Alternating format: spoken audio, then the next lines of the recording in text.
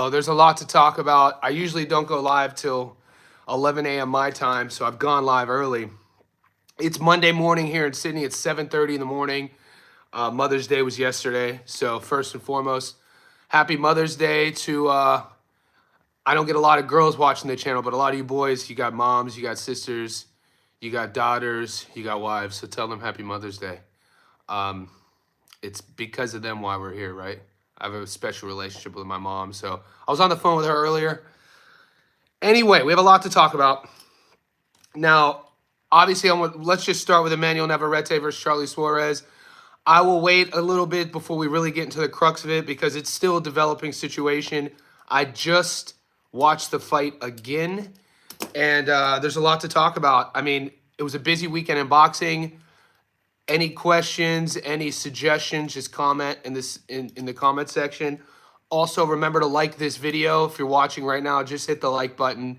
It's why we're growing, because you guys tune in, you guys like the videos, you comment, you share, and that's how we get the algorithm, and that's how we're spreading the message of what we do on the channel. I do my best to be non-opinionated in terms of boxing. We cover all the fights. Guys, if you followed the betting this weekend, I hit a 14 leg parlay. So I hit every pick except some of the props. Murataya, Lubin, Navarrete, Kakache, and Martinez all won.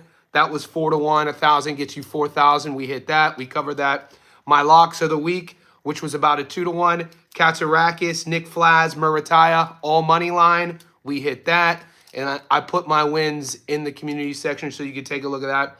But yeah, it was a great week for the last few weeks. We've been hitting a lot.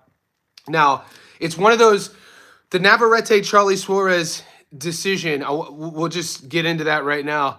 And luckily for me and all you guys who picked him on our gambling, luckily they gave him a technical decision. Now, I just rewatched it. I watched it in live. I thought the guys, I thought Porter did a good job doing the fight. It was a great fight. It was an exciting fight.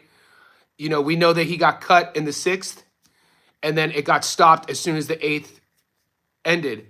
Now, I've been getting a lot of messages on the breakdown analysis of the Navarrete versus Suarez video I did earlier in the week, and I don't know if that's because YouTube was putting up an algorithm, but a lot of the Filipino fans were pissed, saying that it should have been a stoppage. How do you guys see that going? I'm not mad. Look, there's a lot to cover there because they called it a headbutt. They called the cut due to a headbutt. And everybody is saying that if it would have been due to the punch when the fight got stopped, then you give Suarez the TKO victory, which I agree.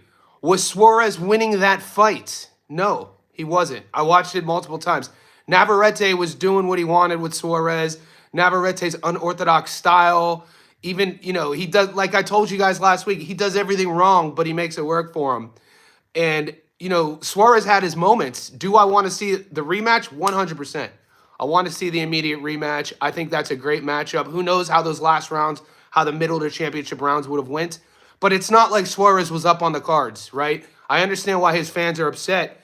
But I told you guys last night, multiple sources, Noonan Boy Promotions, the Ring Magazine posted this morning that the California Commission is going to overturn that from a victory for Navarrete and a loss for Suarez to a no contest.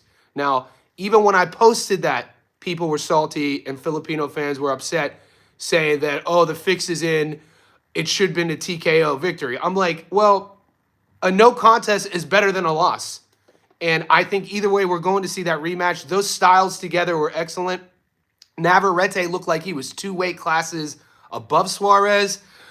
I think both of those guys could have used, went to the body a bit more. They were both headhunting, but it makes for an exciting fight. And you see the fans. Navarrete, the thing that you can't say about Navarrete, he would have fought on. He 100% would have fought on. And this is why his fans love him. This is why he's one of my favorite fighters to watch, because he gives you everything when he fights. He's a guy in the gym that you would just say he sells out. You can tell he spars that way. You can tell he trains that way. You can tell he lives his life that way. He doesn't really take care of, he's on record. He doesn't take care of his body. Look, he's not ripped. He should be ripped. He's not. He lives like, they call him vaquero. He's a cowboy. So when you watch him fight, it's exactly what you get. Suarez, this Filipino soldier, kudos to him. He's tough as nails. We'll see how, like I said, up until that cut happened, Suarez had his moments, but he wasn't winning the fight.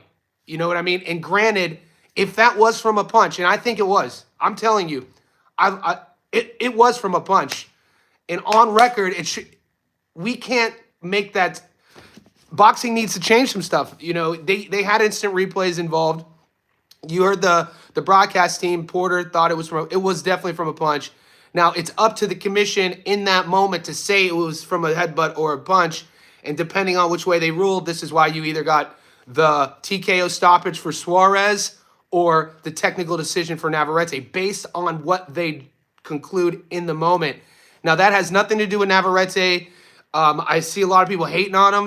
The dude would have fought until his arms fall off. So it wasn't one of these things where he was losing the fight gets stopped, and he's gifted a decision. Now, was the decision wrong? Like I said, I feel that was from a punch. And if it's from a punch and the fight gets stopped from a punch, it's a TKO. But the fans can't do anything, the fighters can't do anything. All we can do is, I know Navarrete has a 2-month suspension. It's pretty much universal when you have a cut like that. So he's going to be suspended for a few months, and then I think the immediate rematch should happen. He got hit. Do you feel like he was robbed of a victory? I think Suarez was turning on. Yeah, see, Jitterbug. Suarez was coming on. He was coming on, and this is his style. And it would have been interesting to see. We know Navarrete had a bad weight cut. It would have been interesting to see if he could have kept that cardio up. But I started seeing Suarez figure him out a little bit. It was unfortunate because it was a great fight. And it always seems, guys, every week we have one of these chats with some controversy. You know what I mean? That's boxing for you. Hello, what is this live about? Joe Syriac. Clean punch, I agree. Guys, if you're tuning in, like this video. If you're subscribing, comment, share it. I want to know your thoughts. It's interesting to see, though, the heart of both fighters. I felt Suarez around the 4th round was starting to figure out that herky-jerky style. He started landing that uppercut. He threw a lot of rapid punches, though.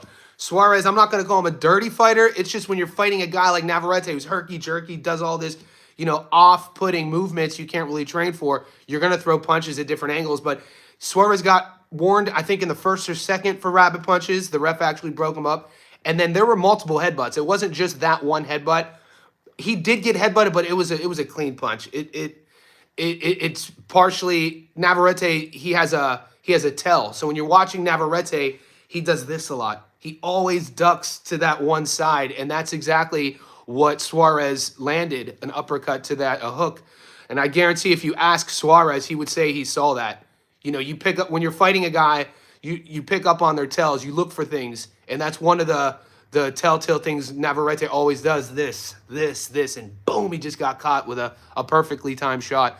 If Suarez was more athletic, he would have an easier time. Yeah, that's the thing. There's a lot of ifs, but sometimes the best boxers aren't the most athletic. I saw a scratch with the glove, not a punch. I saw a scratch with the glove. Go, Randy, look at the last short. The last short I put up was last night, and I slow-moed it down, and you could see the punch land flush from the angle that I put, but it did scratch. I saw a scratch with the glove, not a punch. I mean, that doesn't even make sense. Are you saying that I'm Navarrete and I go up, or I'm Suarez and I go up to Navarrete and go like this? What do you mean you saw a scratch with the glove? It was a punch. They're not scratching each other. They're punching each other. I think Navarrete will go up to lightweight. Yeah, he looked way bigger. I mean, I wonder what he was weighing in on fight night, because he looked 2 weight classes above Suarez. That was another thing. Suarez was having a difficult time early on dealing with that size and that pressure, that relentless pace. Anybody out, I know a lot of Suarez fans are talking trash online, but any true boxing fan, there's nothing negative you could say about Navarrete's fan-friendly style. My beef with Navarrete, I told you last week, was, I kind of, and this is just me being a coach and me being a stickler for discipline, I would like to see Navarrete with a strength and conditioning program. I would like to see Navarrete with a nutritionist. I would like to see him maybe take his career more like a samurai, sort of like MMA. One of my favorite MMA fighters back in the day was George St. Pierre. This guy was an epitome of sleep, train, breathe, martial arts. And you saw it in his physique. You saw it in his outcomes. When you look at Navarrete at 130 pounds, you don't even see any cuts. And you see him walking around before he does his weight cuts, and he has a belly. But that a lot of fighters, it's boxing. They call him the cowboy for a reason. But like I said, I wonder what he would look like. I wonder what his power, he already has pop. I wonder what his power would look like. He already has cardio for days. He trains above Mexico City, in elevation. There's American fighters who will train, who will go to Colorado where it's really the air is thin, just to train and mimic what a lot of these Mexican fighters get just because of the topography of their country. Training in elevation, then when you fight in Vegas, it just suits you. That's why the cardio is for days. Cain Velasquez, former UFC champion, was famous for his cardio. They called him Cardio Cain, and he was notorious for training in elevation. I saw it after the headbutt. That's when the blood came out. Suarez glove did run across his face. Yep, the thumb. That has nothing to do with the punch. Agree, Afro. Elbow glove had Navarrete was hurting Suarez, not the opposite. Yeah, 100%. Navarrete had a few good moments late after the cut, and it's kind of like psychologically, as the fighter who sees the blood, you get this adrenaline rush. We all know this. We've seen it time and time again. But as the fighter who gets cut as well, something happens. And I think Suarez's best moments were after the cut. And Navarrete was fighting like a man who knew that they were going to stop it. He was trying to end it. So he was running onto a lot of shots that he probably wouldn't have done normally. Elbow glove. The punch caused it. Even the headbutt was not really. I agree. Suarez face, not his nose, eyebrow bridge. Hit Navarrete. That was a legal punch, not a headbutt. Suarez got screwed by the ref. But yeah, it's not necessary. So the ref, Danny, the ref calls it in the moment, but then there's also a commission ringside who has to make the final judgment on was it a punch or a headbutt. So the ref can be overturned. So it's not solely the ref's fault. It is the punch that caused the cut. I don't know why they didn't review it before giving the decision. And Kenneth, that's where the controversy and lies, because I think they did review it, and some of the people are saying that it's in the commission's hands there. So whether you think the fix is in terms of Top Rank not wanting Suarez as the champion, or people being more invested in Navarrete, that's where it gets conspiracy theory. I'm not going to put my tinfoil hat on. I know a lot of boxing YouTube content creators are going to make their own opinions and talk trash about one fighter or the other and give you their conspiracy theory, but and rightfully so. Guys, if you're watching this, like this video, comment down below, hit subscribe. We had a huge weekend of boxing. If you follow the betting side of my channel, we won all of our bets. I hit a 14-legger, hit a 5. All the locks of the week came in. The last fight was last night in Tokyo. If you watch Fernando Martinez versus Ioka, Martinez got dropped early and then came back to win that fight. That was a world title fight. That was a fun one. We have Wednesday night boxing here in Sydney. So Americans, your Tuesday afternoon, Sam Goodman fights. This is a guy who was supposed to fight Inoue, and he suffered a cut literally the week of fight week. And I'm interested to see what Goodman looks like. He's not that big of a favorite. He's fighting a tough guy. I'd like to talk to Sam Goodman's camp and be like, what are you thinking having this kid sparring the week of getting the biggest opportunity in your life and suffering a cut due to a headbutt in training? So he probably, he let the ball slip a bit, not getting that Inoue fight, but we'll see what happens. He fights his Wednesday night in Sydney. I'll be doing my breakdown analysis and uploading it today. Thoughts about the Martinez-Ioka fight? Yeah, good call. We just mentioned that. Martinez, it was a close fight. It was closer than I thought it would be, considering how the first fight. Those guys are made for each other. If you guys didn't watch it, fun, electrifying fight. Some styles are just made for each other. And Ioka and Martinez could fight 10 times, and I think it'll be close every single time. I like Navarrete due to his do or die. 100%, Gene. I'm on board with that. I blame the ref and the ring. It's the ringside officials, guys. Yep. For weak decisions, taking away a victory. And that's the thing, man. I think as fans, and it's for Suarez's sake, and you asked Navarrete, he said today on his Instagram through a translator that he wants the rematch. He said that. They're going to make him take 2 months off. Martinez got dropped late. Oh, it was late. What did I say? I'm rambling. He overcame the drop. Will Goodman get another shot at Inoue? It's a good question. You know what I mean? Someone in Inoue's position, I don't know how much, especially at this stage of his career, if the promotion's like backstepping in terms of like, you have a fight signed and then things fall through. There's been instances in boxing Like whether somebody had to pull out due to a cut or somebody had to pull out bad weight cut, sometimes they don't get re-signed. They just move on. Sometimes they do. Um, and Ioko Martinez is an example of that. We know Martinez, they were supposed to fight the second time New Year's, I think it was Christmas Eve or New Year's Eve, and he had to pull out, and this was the rematch. American History X or Fight Club. Ooh, I like American History X. Fight Club is Fight Club to me.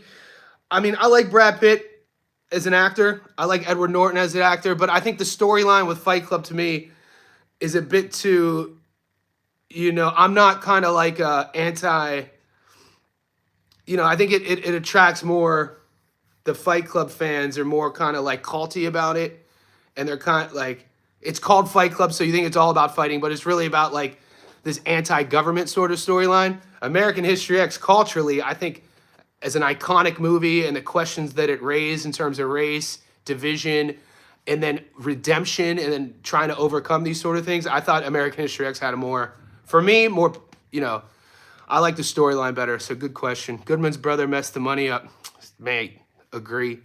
If Inoue didn't go up after the Nakatani fight, Goodman might get the chance. That's what I'm saying. Might. We'll see. New Year's Eve. Kenneth Alonso, you keep me on point. I appreciate it. Did any of you guys watch the undercard for the Pro Box? There's a Haitian kid, Velsaint. His last name is Velsaint. He is really an interesting prospect. I think he's a Haitian American. He trains down in South Florida. He fought another big he fought a big I think he's a welterweight, 147, maybe 154. It's the first I ever heard of him, but he looked good. That was a prospect I like. Murataya looked good. Shakur just came out today and said he would fight Murataya. That's a fun fight to think about. Nick Flaz won by knockout. Did you guys watch Kakachi versus Wood? I kind of feel for Anthony Kakachi because like a lot of people wanted him to take that Sugar Nunez fight, and as his IBF mandatory, because he didn't take that fight, the IBF takes the belt from him, rightfully so. He got double the money to fight Lee Wood in Lee Wood's hometown in Nottingham, England. It was a great fight. I had to wake up at 2 a.m. here in Sydney to watch that fight. And mate, if you guys like boxing in terms of energy in the crowds, and it's what we spoke about last week, that Times Square card was so, I felt like partially why it was so suspect and weak because there was no crowd. And inverse to that, you go to the UK and you see the Tottenham Hotspur Stadium crowd with Conor Benn and Eubank Jr. and then the aforementioned Anthony Kakachi versus Lee Wood. Those crowds are freaking electric, and it gives an added element to the fighters, something that you can't put on paper, like an intangible sort of energy. And it was a fun fight. And Lee Wood's a dog coming up to 130. Kakachi just had his number. Kakachi's style, his fan base. I'd like to see him get an international shot. We'll see what happens. Sugar Nunez is a dog. I don't know if they're going to do that fight. We'll see what happens. Fight of the night for me was Hernandez and Crazy A. Good call. Akhmadaliev has a fight on the undercard of Galagos and Kotu. Yeah, you guys are beasts. I love the fight. True Blue Fight fans. We got this weekend. There's some fights on too, all over the world. Like I said, we're starting here in Sydney, or we're starting here in Australia midweek. I don't know if they play the Australian cards in America where you guys are. What's your best combo? Toxic gameplays. Are you talking like me as a fighter? What's my favorite combo to throw when I'm sparring or in the street? Like when I was a kid growing up in Northeast Ohio, we had a street fight a lot. So the only punch I would ever throw in the street fight was my jab. Yeah, so in the streets, if I had to fight, as a kid I used to fight a lot, would just be a straight jab, hit right here. And 10 out of 10 times, it would tell the other dude, I know what I'm doing, they don't know what they're doing, and my dad wouldn't let me throw my right hand in the streets because he didn't want me to hurt anyone. But a jab, I ended more street fights with just a jab than any punch, so that's what I tell people. Straight, boom, right there. In sparring, I love an unorthodox combo. I'm orthodox. So I like leading with my lead uppercut and then following up with the two. Similar to like how Conor used to do it.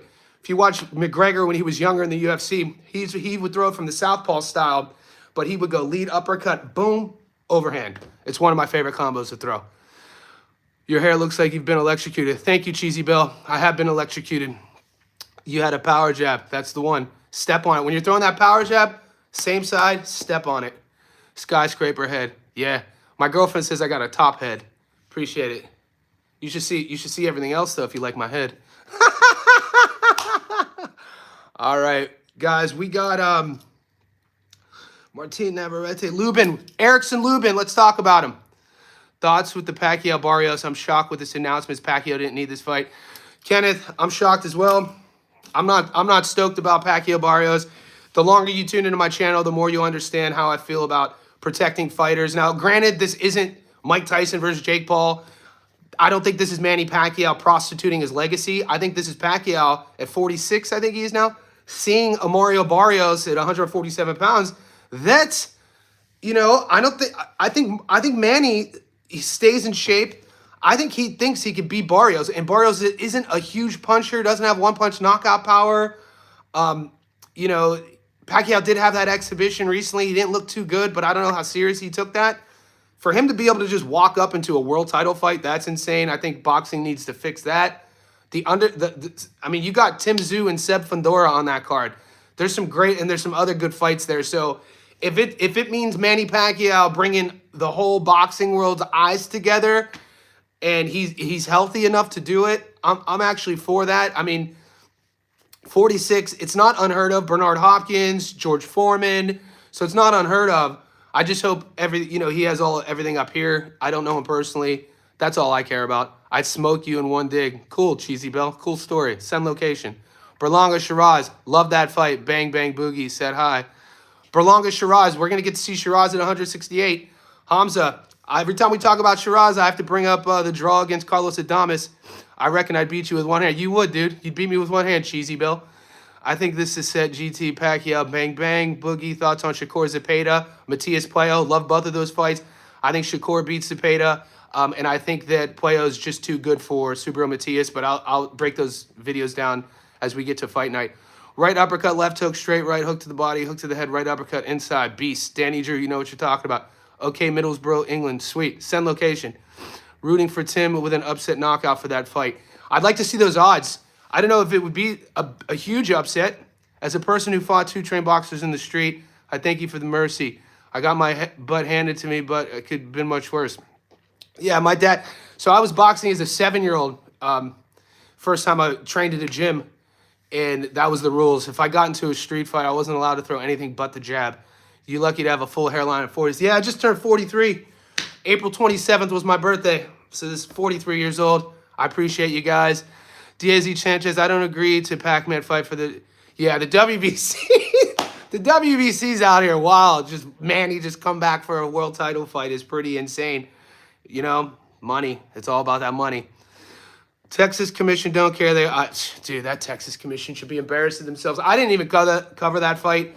Even though I grew up in Northeast Ohio and Jake Paul's from Northeast Ohio, I still struggle covering him on my channel because it's boxing. I don't look at what Jake Paul does. He does a lot for promoting the women's side, which I kudos to Amanda Serrano, what he's done with those careers. Alicia Bumgardner now he's signed, which is great.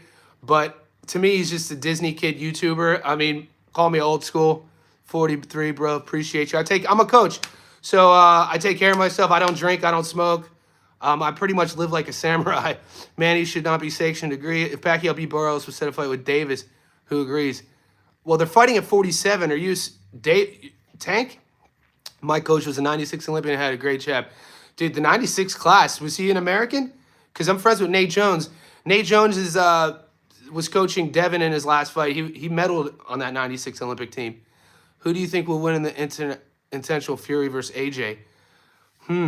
It's a good question. What Fury are we going to see? What AJ are we going to see? 43, I need to see the birth certificate. Born in 1982, class of 2000. Google me. Yeah, just type my name and you'll see. My coach fingers me in the back of the gym. Sweet. Cheesy. I like you, mate. He promoted that Daniel Pero Navarro card this weekend, Jake Paul. Yeah, Navarro card. Yeah, so, like I said, the promotional side is good. I don't like him fighting old retired fighters. I don't like him calling out old retired MMA fighters. I don't like him prostituting the sport of boxing. There's a lot of, but that's just me being, an old conservative guy. He was in terms of boxing, he was American. He didn't medal though. Yeah, but when you make it to the Olympics, Toxic, you're a stud. That's what when I'm doing my breakdown analysis, and I have to, do a prediction. If a guy has an Olympic pedigree, it's always something to lean on. It's kind of why Navarrete struggles. Think about Navarrete with Baranchik. He struggled with Baranchik's footwork. Baranchik, former Olympian. Suarez is an Olympian. So Navarrete was struggling with Suarez's feet, and Navarrete's footwork is horrible, always off balance. So I always side, when you come up with an Olympic pedigree, you're going to be technically sound, moving left to right, front to back. You're going to have a good guard. And so to anybody to even make it to the Olympic level, it's something that not many people can say they've done. So I tip my cap. Johnny, you need to make these dudes are weird. Goat, I appreciate Zachary Stott. Understandable. Do you think Dubois beats Usyk? That's another great fight, guys. I got to sit with that one for a while. Dubois doesn't beat it. Usyk's tough to beat. It's tough to say anybody beats Usyk, right? Do you agree that UK is the best heavyweights? I love UK boxing. The longer you watch my channel, I always talk about the Brits. UK, they're some of my favorite fighters. He and Eric Morales in 2007 never capitalized on it. Eric Morales, it's dog. Love that guy. Jake Paul's an indictment on pop culture as a whole, and it's failing. See, James, we see eye to eye. Do you see? I don't want to say he's an indictment on pop culture. I just don't think he's good for boxing. Do you see Pero? He got dropped twice in round 3, came back to win. Great fight. Quick summary on your thoughts of the Shakur versus Zepeda and how the fight. Okay, so Zepeda, I've covered him a lot on the channel. You guys know I'm a huge Shakur fan. I grew up a Pernell Whitaker fan, and so I just think Shakur has some of that in his style. I think Zepeda is lacking pop, and I think that people will be surprised. I think Shakur will sit there. I bet you Shakur feels comfortable trading with Zepeda, and Shakur has more sort of snap on his punches. I would take Shakur in that fight. Navarrete wasn't in his full potential due to weight. If a rematch happens, Suarez get knocked out. I can't say that wouldn't happen. That's a fun fight, guys. Navarrete is a dog. Suarez. I'm a Suarez fan now, and this is why I love covering boxing. Sometimes we cover fighters. Think about the kid who just fought anyway, Ramon. Fucking my mind slipped. I cover all these goddamn fights. Cardenas. You know, you see fighters for the first time, you cover them, you watch them fight, and sometimes they don't win, but you become fans. Like every time Ramon Cardenas fights, I'm going to tune in. Every time Suarez fights, I'm going to tune in. And this is why you got to love the sport of boxing. Guys, if you're tuning into this, like this video right now. Just hit a like. I appreciate all you guys commenting. I appreciate all the support. Like I said, I'm going to be releasing the Sam Goodman breakdown analysis and prediction tonight, but then we have a whole weekend more of boxing. Check through the predictions. We hit all of our fights this week, and you know, I don't do my channel as a gambling channel, but that's one of the elements of the show now that you guys asked for, and we're doing pretty good. So cheers to everyone who's listening there. Navarrete did say today, go to Ring's Instagram right now. They just put a 20-second video of Navarrete saying that he's half and half on the rematch. Shakur will make Zepeda run for his money. Shakur via UD. Shakur's a stud, man. He's not a knockout artist, but if you're a nerd of the sport, if you like the minutia of the technique, of the spaces and everything that it takes to roll with a punch and then counter and then slip and then circle out, and to make a knockout artist not even be able to touch you, like that's why people are high on Shakur. But at the same time, the bloodthirsty fans, the ones who just want to see knockouts, that's why they don't like him. And I can see both sides of the argument. I was a really small kid. I didn't grow until my late teens, so I've always been a defensive-minded fighter. I had to be a counter boxer, and I loved counter box. Like I said, Sweepy Whitaker was my favorite fighter as a kid, and I like Shakur because of that. Who's top 5 pound-for-pound fighters of all time? My favorite fighter of all time, Sugar Ray Robinson. I always talk about that. But fighters that I've seen growing up, I grew up in Youngstown, so Boom Boom Mancini, my childhood buddies, Kelly Pavlik. I always going to put Pavlik in my top 5. Sugar Ray, Pernell. It's so hard to do a top 5. Cardenas, what's next for Navarrete? I think Navarrete can do whatever he wants. He has a huge cult following. I'd like to see the Suarez rematch. Sam Goodman has no power, but Sam on points. Yeah, Sam is technically sound, though. Sam has a good skill set. His mental game is there, and I think if you look at the odds, it's the first fight I've seen Sam where the odds aren't like 6-1. This is more like a 3-1 fight, at least with the sports book down here in Australia has the fight at. Who is the best in your opinion and your favorite heavyweight? Favorite heavyweight, Muhammad Ali. Watching all of this tape, just what he meant for the sport. It's a popular opinion. Non-popular opinion, George Foreman. I've interviewed George Foreman. So I've had George on my show before. He's in my first book. He's probably... Great stat about Foreman is after he lost and retired in his first part of the career, it's the craziest stat. So in his mid-20s when he retired, most people think he retired after Ali. He fought Ali, fought a few more times, retired for 10 years, came back to the sport, and took another 10 years, so a 20-year gap, to become a world champion, and had to change his whole fight style. He went from this really athletic young Olympian knockout brawler who had quick hand speed to an overweight, sort of older guy who had a pair of the jab, and he still, I think it was Moore? Was it my mind's slipping? Was it Michael Moore when he won the heavyweight title? But yeah, George Foreman is one of my favorite guys. Rest in peace. He was a sweet guy to talk to. And if you want to listen to that interview, it's on this channel. Just go to interviews. You'll see George Foreman. What do you think of Navarrete's defense? Come on, he doesn't have a defense. Navarrete, his hands are down. He jumps at you. But you know what? Against the ropes, his defense is good, Daisy. I take that back. Against the ropes, you know what Navarrete's best attribute of his defense is? Are his instincts. He does have this instinctual ability, and he's not going to be defensively guarded here, and he's not going to be here, but he has this thing. He does what your coach would never say. He goes like that. Rather than moving your back foot to slide out of range, he goes like that. So, like, he does everything unorthodox, and that's why you got to love him. Larry Holmes is the last one. I've interviewed Larry Holmes, too. He's in my book. I told you guys I'm a writer. So, by trade, I'm a coach, but I'm also, I interview people, and I write books. And Holmes, the Easton Assassin, one of my favorite guys as well. Abdullah Mason, Ohio kid. Abdullah's from Cleveland, Ohio. He's super exciting. It's crazy when you see young fighters get dropped and overcome that. We think that just because a fighter gets dropped, he's washed. Or like when Abdullah got dropped and then in a crazy fight a couple fights ago, oh, he's chinny. He's chinny. It's kind of like when Inoue gets dropped. He's not chinny. He got a chin. For you to get dropped and then get back up and knock your opponent, that's called you have a chin. You know what I'm saying? Now, if you get dropped and it's like Amir Khan style and you get starched, then you become chinny. But for a kid to get dropped and come back up and still win by knockout, that dog, you got a chin. D Cook, D decision, headbutt was nasty. Felix Savon is the biggest, could have been heavyweight in boxing. Man, there's a few of them, right? Do you think Lennox Lewis could have beaten Ali in both their primes? Great question. Lewis was a massive dude. Keep going. Don King and Al Heyman went to the same school 20 years. Don King's from Cleveland, Ohio. Don King murdered people in Cleveland, Ohio back in his heyday. Google that. Oh, yeah. Ohio boxing roots are deep. Ain't that the truth? So in my hometown alone, you got Ernie Shavers right outside of Youngstown, Ohio. Obviously, Ray Boomer Mancini, Kelly Pavlik, and then just 40 minutes north, 50 minutes north in Cleveland, you have all the Cleveland fighters. And then Pittsburgh. Do you guys, Paul Spadafora, the Pittsburgh kid. Spadafora is one of my favorite fighters of all time, too. If you don't know about his career, I think he retired at 49-1. He wanted that. He never got the Floyd Mayweather fight. But Paul Spadafora, the Pittsburgh kid, was nasty. Southpaw, slick, defense off the hook. Go to YouTube and YouTube Floyd Mayweather versus Paul Spadafora sparring. You'll be shocked. I think that orbital fracture has affected Inoue's ability to take a punch to the right side. Could be, but he has